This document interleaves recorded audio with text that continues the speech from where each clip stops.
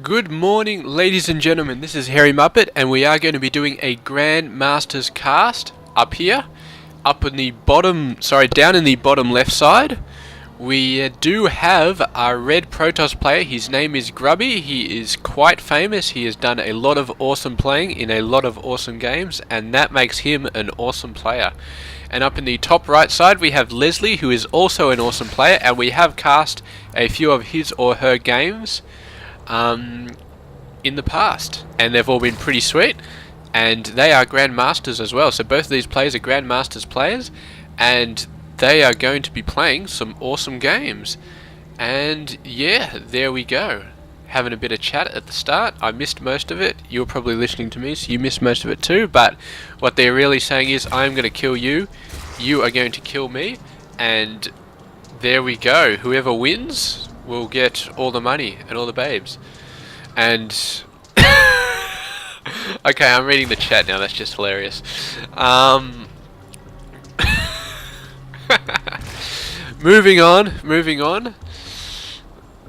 And there we go. We have a scouting overlord. He is not the level 20 overlord. He is not the cool looking overlord. He is the dodgy looking overlord. And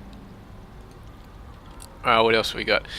Got this guy. He's another dodgy looking overlord. We've got a gateway coming down from Mr. Grubby. Mr. Grubby just sounds so awesome. There we go. Sporting pool as well. So he's gone pool before hatchery, and there he goes. There's his hatchery coming down now. It's a nice little trick. Instead of pulling one of the drones away from the mineral line, he just sends the rally point to the hatchery, and yeah, just down into there, and then it automatically moves over. And of course he has to remember to switch the rally point back up to here, but Grandmaster's player, no doubt he will remember to do that at some point, and if he doesn't, then it's a bit of a skerfuffle. But you can assume Masters players don't really do that sort of stuff. I'm pretty sure you can assume that. There we go, so a bit of friendly banter going on by these guys. And yeah, I mean, if anybody if you're playing a Bronze League and you start talking that much with a Bronze League game, I mean, nobody would be doing anything, because you can't chat and play at the same time. I know I can't chat and play at the same time. I'm horrible at that. But these guys, it does not even slow them down. In fact, their APM, where's the APM? No, that's not the, there's a, whoops, that's the pause button. I always hit that when I'm looking for, there we go, APM. 150 for this guy, 215 for that guy.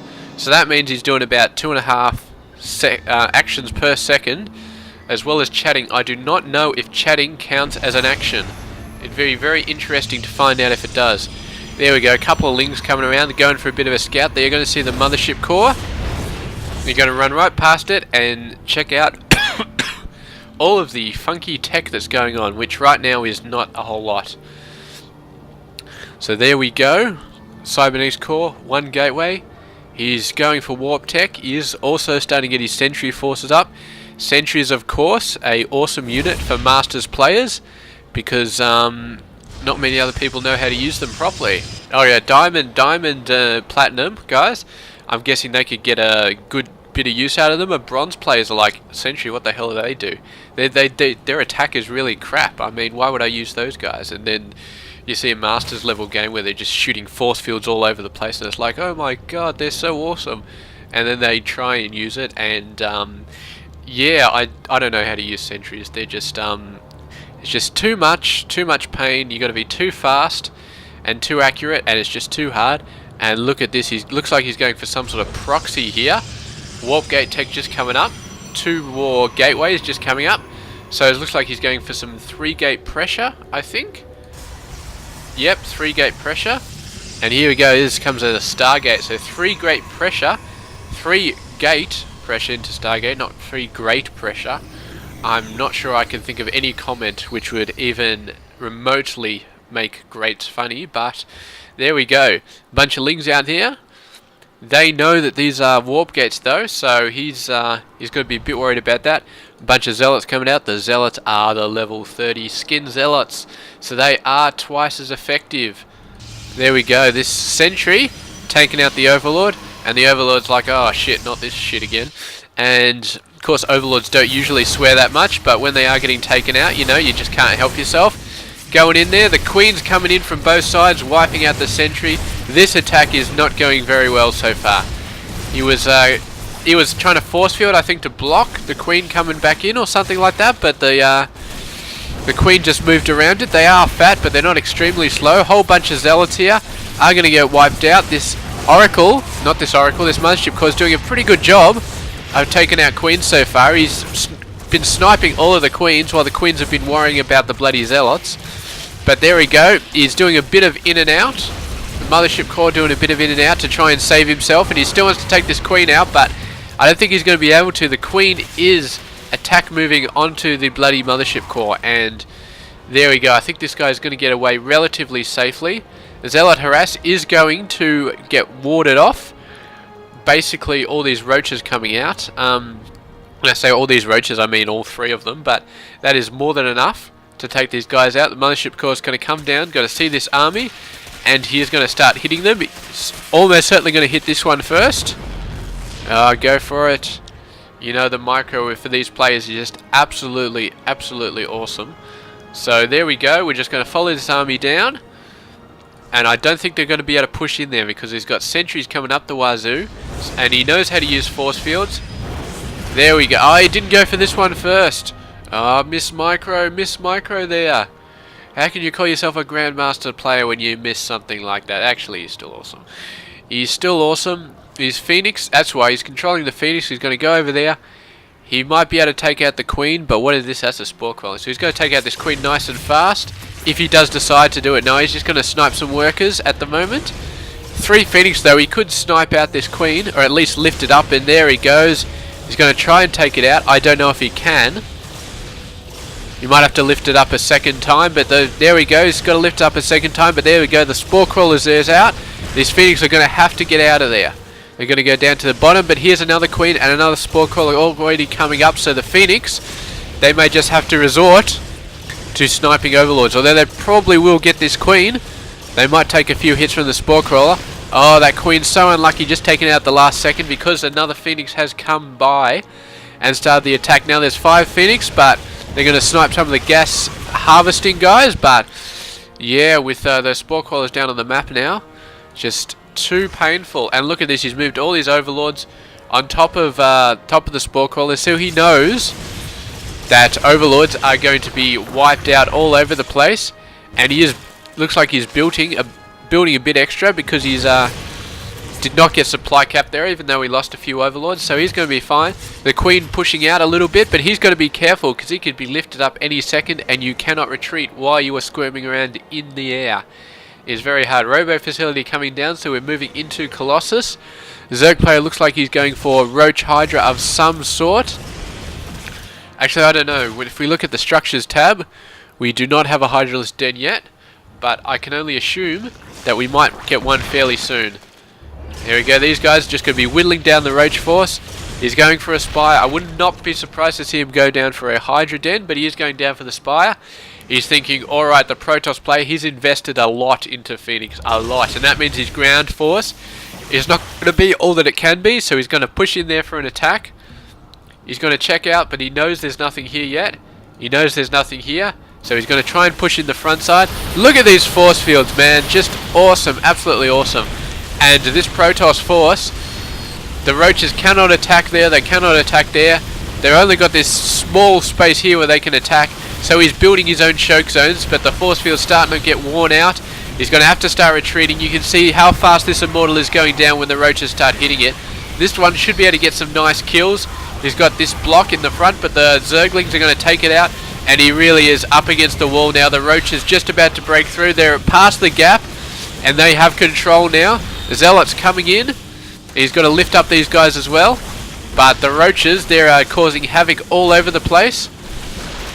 And there we go, going in there, they're doing some nice kite. The Zealots do not have legs, so the Roaches can kite them all day, but the first Colossus comes out, and that damage is going to do a lot for getting those Roaches down. And as long as he maintains the shield here, the force field, to keep these extra reinforcements from coming in, I think you should be able to manage these roaches.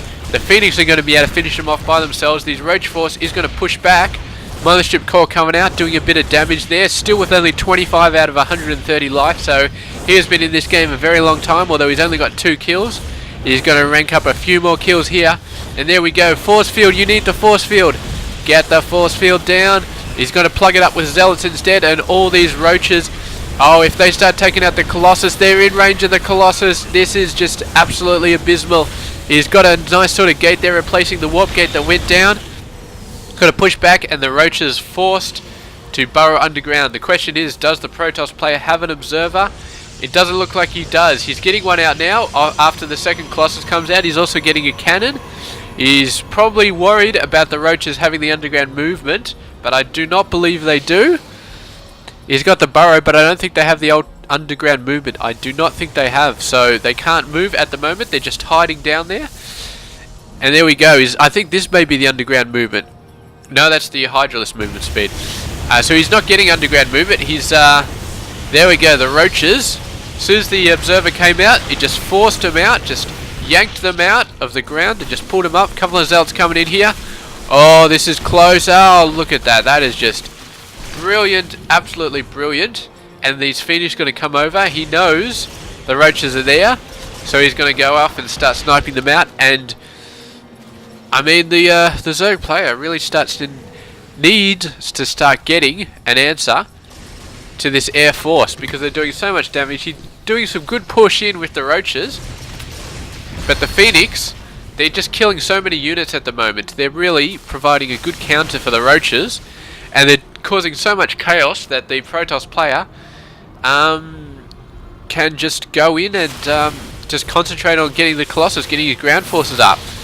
And here we go. They are doing a fairly hard push there, but I think this army should be able to wipe him out with no problems. He's going for another push here. These roaches, he's definitely using his speed to his advantage. He's going to chase these guys away. The Phoenix are going to take care of these guys.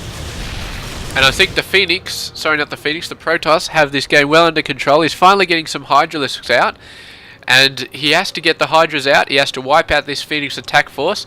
Then he can concentrate on countering the main army. But right now he's trying to fight 2 armies at the same time. Oh, this is a lot of roaches. I have underestimated the Zerg player. He has gone roach crazy. He just sniped one Colossus. He's trying and get the other one. And, oh my god. I solely underestimated the Zerg player. He did not need to counter anything. He just needed a massive army. He got that massive army. If we have a look at the income, it wasn't too far ahead, but the Protoss was concentrating. I mean, when you split your minerals over Phoenix and Colossus and Immortals and all those different types of tech, I mean, you cannot build as many Stalkers and Zealots as you would like. And the Zerg player has just said, look, you know what? I don't care about all that fancy tech. I'm going for roaches. If we have a look at the upgrades, he didn't actually have any upgrades on these guys. So these guys are starting off with nothing. Protoss has 1-1, weapons armor, and he just completely overwhelmed him. Look at that, 50 above. Just, I mean, he had a bigger army, but he didn't spend, I mean, the minerals and the gas count is about the same, so he had lower tech, but he just overwhelmed him with just massive numbers. And I gotta say, that's a very good play from the Zerg player. The Protoss player has got to have been expecting the Zerg player to try and tech up. He probably knew about the Spire. He didn't actually know about the Spire, but he must have been expecting him to tech up, expecting him to go a higher Hydra count. And yeah, he did start to get Hydras, and of course if he had half Hydra, half Roach, the Protoss player would have done a lot better, because Colossus of course wiped the floor with Hydras. But here's just mass roaches, and they're just so beefy. The Colossus do so much less against the roaches, and he just pushed in there and he just did the damage he needed to do. And I gotta say, very nice play from our Grandmasters player Leslie, and a good attempt by our Grandmaster player Grubby, but just wasn't prepared for the roach rush in the end. And there we go. I hope you enjoyed this game. Thank you very much. This has been Hairy Muppet, and if you like these sort of games, watching these sort of games, then please subscribe. Thank you very much for watching.